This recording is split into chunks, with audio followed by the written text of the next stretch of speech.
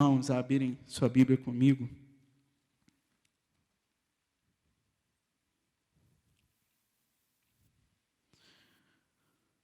Na segunda carta aos Coríntios, capítulo 8. Eu vou ler alguns versículos que eu resumi na ideia do apóstolo Paulo aqui. Ele fala que alguns estudiosos vão dizer que tinha alguém sangrando o ministério de Paulo, né, pelas costas lá em Corinto. Pessoas falando sobre o ministério de Paulo, falando mal de Paulo e falando também das contribuições. Aquela igreja em Corinto tinha prometido uma contribuição para a igreja em Jerusalém. E Paulo, então, cobra, né, fala com essa igreja sobre esses assuntos e se defende, né, sobre quem ele era, o que ele fazia, mas também lembra a igreja a questão e o porquê ela contribui. E eu queria também falar sobre isso. Eu sei que essa igreja ela é muito generosa, eu sei disso, eu vivo aqui, eu conheço cada uma das pessoas. Mas eu quero falar sobre isso em questões de, talvez, revisar algumas coisas que eu precisei revisar com a questão sobre contribuição e o nosso motivo da nossa contribuição. Fiquei muito feliz com o alvo e a ultrapassagem do alvo. E isso gera, mas por que isso? Para que nós contribuímos e o porquê nós fazemos isso? Eu quero ler o capítulo 8, versículo de 7 a 9. Depois eu lerei 13 e 15. E depois lerei o capítulo 9, 10 e 15. Eu vou falando aqui e os irmãos vão acompanhando. 8, de 7 a 9. O apóstolo Paulo diz assim: Todavia, assim como vocês se destacam em tudo, na fé, na palavra, no conhecimento, na dedicação completa e no amor que vocês têm por nós, destaquem-se também neste privilégio de contribuir. Não lhes estou dando uma ordem, mas quero verificar a sinceridade do amor de vocês, comparando-o com a dedicação dos outros. Pois vocês conhecem a graça do nosso Senhor Jesus Cristo, que sendo rico, se fez pobre por amor de vocês, mas que, por meio da sua pobreza, vocês também se tornassem ricos. Vou ler agora o 13 até o 15. Nosso desejo não é que os outros sejam aliviados enquanto vocês são sobrecarregados, mas que haja igualdade. No presente momento, a fartura de vocês suprirá a necessidade deles, para que, por sua vez, a fartura deles supra a necessidade de vocês. Então, haja igualdade, como está escrito: quem tinha recolhido muito, não teve demais, e não faltou para quem tinha recolhido pouco. Agora eu vou ler o capítulo 9, 10 a 15. Aquele que supre a semente ao que semeia, e o pão ao que come, também lhe suprirá e multiplicará a semente, e fará crescer os frutos da sua justiça. Vocês serão enriquecidos de todas as formas, para que possam ser generosos em qualquer ocasião, e por nosso intermédio, a sua generosidade resulte em ação de graças a Deus. O serviço ministerial que vocês estão realizando não está apenas suprindo as necessidades do povo de Deus, mas também transbordando em muitas expressões de gratidão a Deus. Por meio dessa prova de serviço ministerial, outros louvarão a Deus pela obediência que acompanha a confissão que vocês fazem do Evangelho de Cristo e pela generosidade de vocês em compartilhar seus bens com eles e com todos os outros. E nas orações que fazem por vocês, eles estarão cheios de amor por vocês, por causa da insuperável graça que Deus tem dado a vocês. Graças a Deus por seu dom indescritível. Vamos orar? Pai, aqui está a Tua palavra, Senhor. Fala, Senhor, aos nossos corações. Essa pequena reflexão, Senhor, possa fazer sentido em nossa mente, Senhor, no nosso coração. E que a Tua palavra possa criar raízes nela. E que possamos ser, Senhor, sempre generosos, sabendo que tudo vem do Senhor. Em nome de Jesus eu oro. Amém. Meus irmãos, a primeira coisa que eu quero destacar no texto lido é que O apóstolo Paulo, na lista do que é ser um cristão, ele coloca a verdade de contribuir. Um cristão, ele precisa ter em seu caráter a questão da generosidade, a questão da contribuição, porque ele sabe que tudo o que ele tem vem do Senhor. É a primeira coisa que eu queria destacar no texto. Versículo 9 do capítulo 8, Paulo fala: pois vocês conhecem a graça do nosso Senhor Jesus Cristo, que sendo rico se fez pobre por amor de vocês, que por meio da sua pobreza vocês se tornassem ricos. O que Paulo está dizendo aqui é que se você for um cristão e for avarento, você não reconheceu o que Cristo fez por você na cruz. Ele, sendo Deus, se humilhou, se tornando um homem pobre, que nasceu numa manjedoura, que viveu uma vida pacata numa cidadezinha chamada Nazaré, numa comunidade chamada Nazaré, e morreu por nós, e nos deu a sua graça, que nós não merecemos. E por isso, por reconhecer tamanha graça e tamanha glória de Deus, nós devemos ter em nosso caráter a questão da generosidade. É a primeira coisa que eu queria listar aqui do texto que Paulo está falando nessa igreja. Olha, vocês são cristãos e o caráter de vocês precisa estar, em seu caráter precisa estar a questão da generosidade.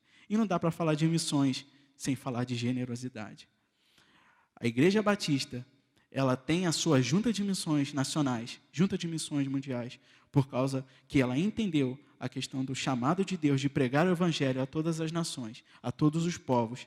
Então, ela, através do que Deus dá para ela, da generosidade, ela se une, através de todas as igrejas, por um pacto fraternal, e manda ofertas para os missionários poderem se manterem no campo e pregar o evangelho.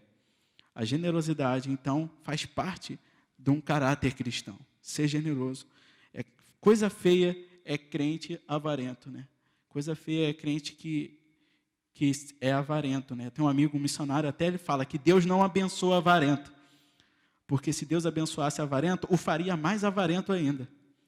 Deus abençoa o generoso, porque a generosidade dele revela a Deus. Então, coisa feia é crente avarento. Um segundo ponto que eu quero destacar dessa leitura de Paulo é que Paulo ensina que o reino de Deus é um reino de igualdade. Mas não é uma qualquer igualdade, como alguns vão dizer, e até no dicionário vai trazer, dá tudo igual para todo mundo, não. Mas é uma igualdade que na palavra, no grego, isótes, significa uma igualdade equitativa, uma igualdade de equidade, é uma equidade. É saber ajudar a suprir necessidades específicas, levando em consideração o que precisam.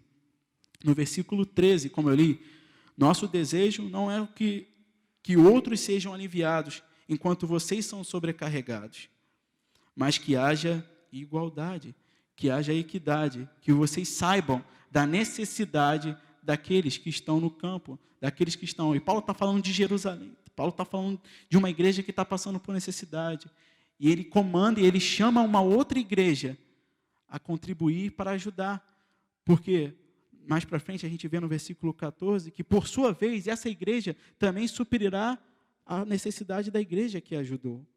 Talvez não suprirá com questões de dinheiro, talvez uma igreja não precise de dinheiro, ela seja uma igreja rica, que tenha dinheiro, mas talvez é uma igreja que esqueceu o primeiro amor. Talvez é uma igreja como a igreja de Éfeso, que Jesus tinha. Tenho algo contra vocês, que esqueceste o primeiro amor. Uma igreja rica, mas também que necessitava de exemplos, às vezes, de uma igreja pequena, mas que está cheia do primeiro amor, cheia da vontade de trabalhar e de anunciar o reino de Deus. Então, Paulo ensina que o reino de Deus é um reino de igualdade, de equidade, em que as igrejas, nós aqui como igrejas, ao sabermos que há uma igreja em necessidade, precisamos, no mínimo, sentir compaixão e ajudar também. O terceiro ponto que eu quero destacar é que tanto aquele que dá e o que recebe são sustentados por Deus. No versículo 10 do capítulo 9, Paulo fala: aquele que supre a semente ao que semeia, ou seja, aquele que supre a semente ao que planta, o que dá a sementinha para aquele que vai plantar, e também aquele que come o pão, também lhe suprirá, e o pão ao que come, também lhe suprirá e multiplicará a semente e fará crescer os frutos das justiças. Ou seja, tanto aquele que dá, quanto aquele que recebe, tudo vem do Senhor.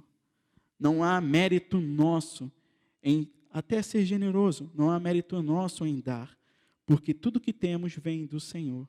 Então, nós damos aquilo que é do Senhor. Nós somos apenas, o que John Stott vai dizer, mordomos. Nós cuidamos daquilo que Deus nos dá. E também damos aquilo que Deus nos dá. Deus não supre somente nossas necessidades de comida, roupas, moradias e outras contas que precisamos pagar. É claro que o apóstolo Paulo se referia a estas necessidades. E é maravilhoso saber que Deus nos supre as necessidades. Buscar primeiramente o reino de Deus e as demais coisas, as coisas que são as suas necessidades, vos serão acrescentadas. Deus nos acrescentará. Deus sabe o que nós precisamos e Ele sabe da nossa necessidade. E é maravilhoso saber disso. Mas também tem outras formas que precisamos ser supridos. E também suprir outras pessoas.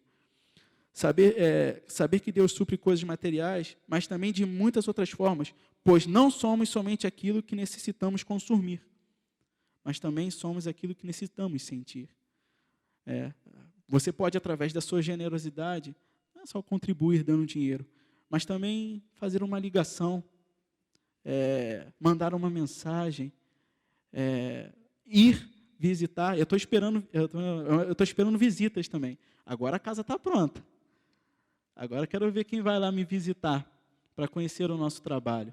E eu tenho certeza que você vai ser impactado se você for e conhecer o trabalho e conhecer aquele povo ali.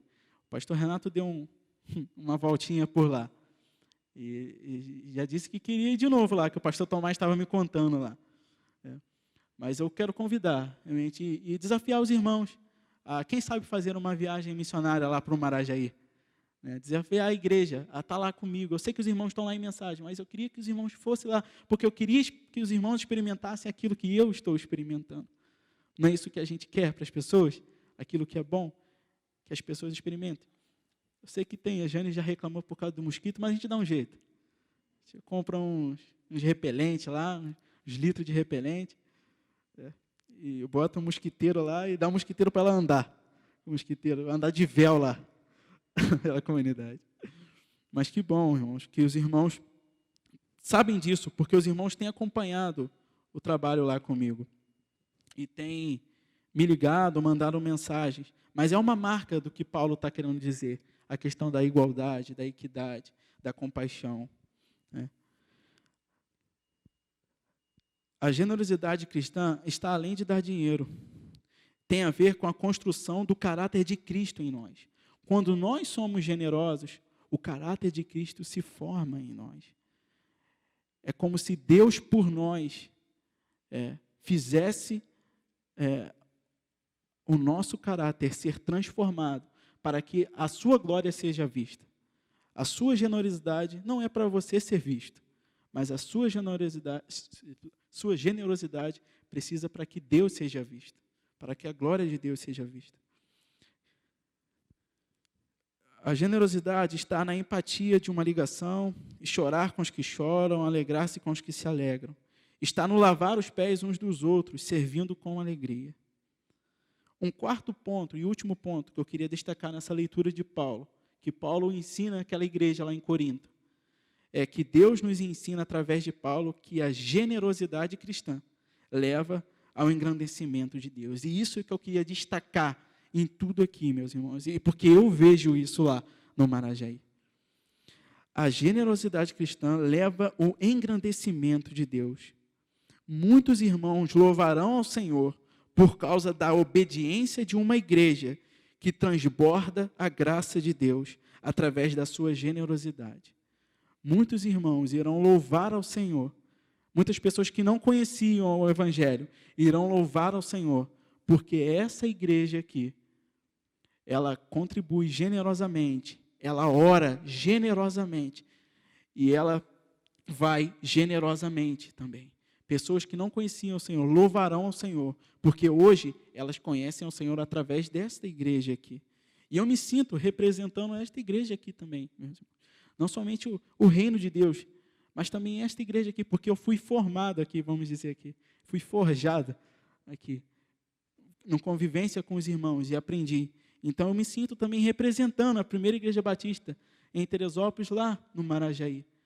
E os irmãos louvam ao Senhor e oram. E nas orações dele eu percebo a alegria e o entendimento do Evangelho através da mensagem, através do Espírito Santo e da generosidade dessa igreja. O intuito maior da generosidade de uma igreja é que Deus venha a ser glorificado.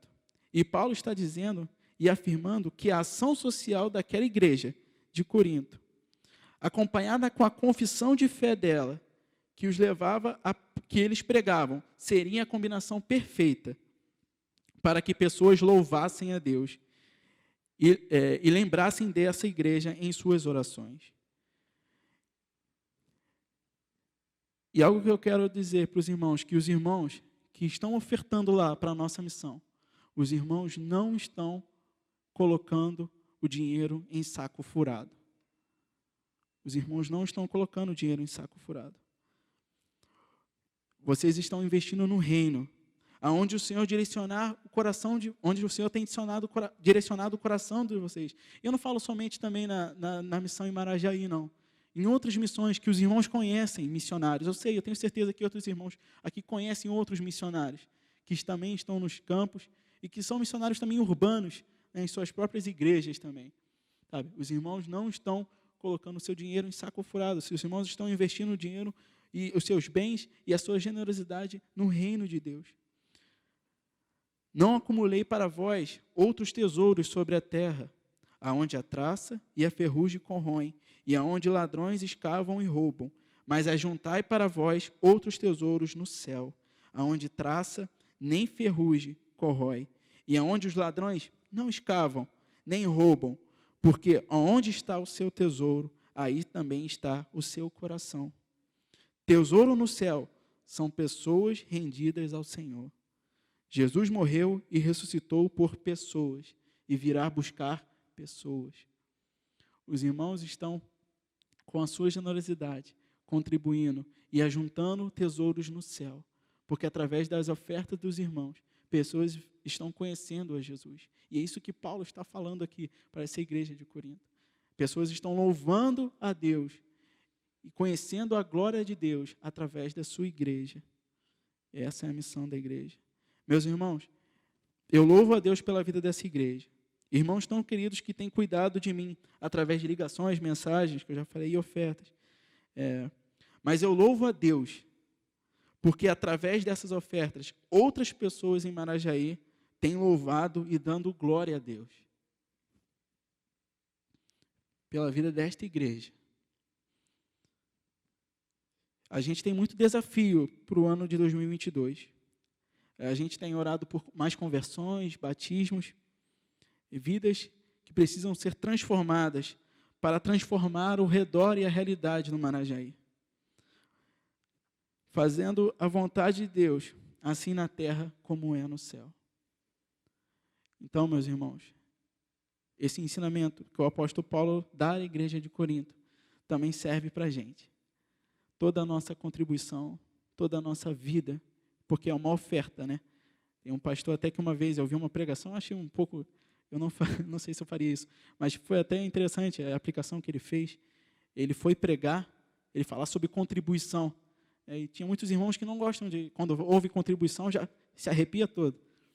Mas o pastor, ele pregou, ele foi falar de contribuição e ele pegou uma bandeja, acho que talvez seria uma bandeja de dízimos e ofertas, e pregou em cima daquela bandeja. Ele representando que a vida dele é uma inteira contribuição ao Senhor. Agora vivo não mais eu, mas Cristo vive em mim. A minha contribuição em tudo que eu tenho é para a honra e glória de Deus, como o Gustavo orou ali, para que a expansão do reino seja feita e para que a vontade de Deus seja assim na terra como é no céu. Amém, irmãos? Vamos orar? Deus, muito obrigado, Senhor, por fazer parte da tua missão. Muito obrigado, Senhor, porque essa igreja aqui, ela reconheceu, Senhor, e ela reconhece a tua missão, Senhor. E ela quer ser sempre canal dela, Senhor. Que as tuas bênçãos, Senhor, possam passar por ela e alcançar mais e mais pessoas, Senhor, para que o seu reino seja multiplicado, Senhor, para que pessoas e vidas sejam transformadas, Senhor, para lugares, Senhor, lares onde havia trevas, haja luz, Senhor, haja restabelecimento da ordem, Senhor, porque nós fomos criados para dar glória ao Senhor, e o pecado nos tirou isso, Senhor. Por isso eu peço, Senhor, que use, Senhor, cada vez mais as nossas vidas, Senhor, e tudo o que somos é para teu louvor. Cantamos tantos louvores, Senhor, que diz isso. Queremos viver isso intensamente, Senhor. E a tua igreja diz, Senhor, Maranata, ora vem, Senhor Jesus. Salva as pessoas, Senhor, e usa nós, que um dia estivemos do outro lado também, Senhor, mas que agora somos lavados e remidos pelo teu sangue. Produza em nosso coração, Senhor, a generosidade, compaixão e graça, Senhor, para que possamos comunicar a tua palavra através de ações, através de gestos, Senhor, e através também de falar da tua palavra. Capacita-nos, Senhor, dê a ousadia do teu Espírito Santo e não a covardia, Senhor, que temos.